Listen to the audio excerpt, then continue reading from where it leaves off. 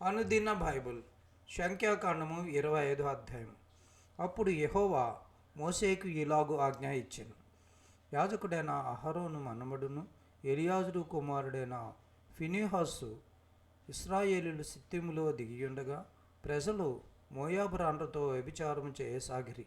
ఆ స్త్రీలు తమ దేవతల బలులకు ప్రజలను పిలువగా వీరు భోజనం చేసి వారి దేవతలకు నమస్కరించిరి. అట్లు ఇశ్రాయేలీయులు బయల్పేరుతో కలుసుకున్నందున వారి మీద యెహోవా కోపము రగులుకొనెను. అప్పుడు యెహోవా మోషేతో ఇట్లనెను, నీవు ప్రజల అధిపతులనందరినీ తోడుకొని యెహోవా సన్నిధిని సూర్యునికి ఎదురుగా వారిని ఉరితీయుము. అప్పుడు యెహోవా కోపాగ్ని ఇశ్రాయేలు మీద నుండి తొలగిపోవునని చెప్పెను. కాబట్టి మోషే ఇశ్రాయేలుల న్యాయాధిపతులను పిలిపించి, మీలో ప్రతివాడును బయల్పేరుతో కలుసుకున్న తన వంశంలోని వారిని చంపవలనని చెప్పాను.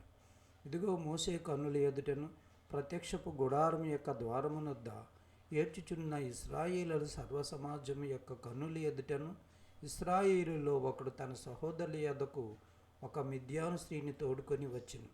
యాజకుడైన అహరోను మనుమడును ఎలియాజరు కుమారుడైన ఫినెహాసు అది చూచి సమాజమును లేచి ఈటెను చేత పట్టుకొని పడక చోటికి ఆ ఇశ్రాయేలీయుని వెంబడి వెళ్ళి ఆ ఇద్దరిని అనగా ఆ ఇశ్రాయేలీయుని ఆ స్త్రీని కడుపులో గుండా దూసిపోవునట్లు పొడిచెను.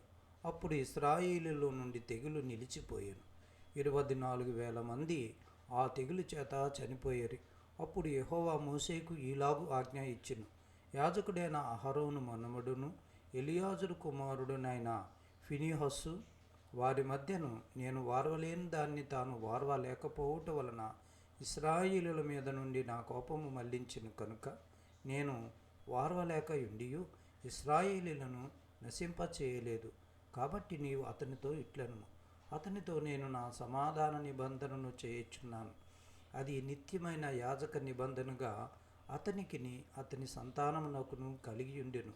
ఏలయనగా అతడు తన దేవుని విషయమందు ఆసక్తి గలవాడై ఇశ్రాయేలీయుల నిమిత్తము ప్రాయశ్చిత్తము చేసెను. చంపబడిన వాని పేరు జిమి. అతడు సిమ్యోనీయులలో తన పితరుల కుటుంబమునకు ప్రధాని అయిన సాలు కుమారుడు. చంపబడిన స్త్రీ పేరు కొజ్జీ. ఆమె సూరు కుమార్తె. అతడు మిద్యానీయుల్లో ఒక గోత్రమునకును తన పితరుల కుటుంబమునకును ప్రధాని అయి ఉండెను.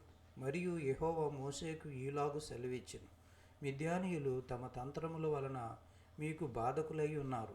వారిని బాధపెట్టి హతము చేయడి. వారి తంత్రముల చేత పేయూరు సంతతిలోను తెగులు దినమందు పేయూరు విషయములో చంపబడిన తన సహోదరియు మిద్యానీయుల అధిపతి కుమార్తెయైన కొజ్జీ సంగతిలోను మిమ్మును మోసపుచ్చిరి.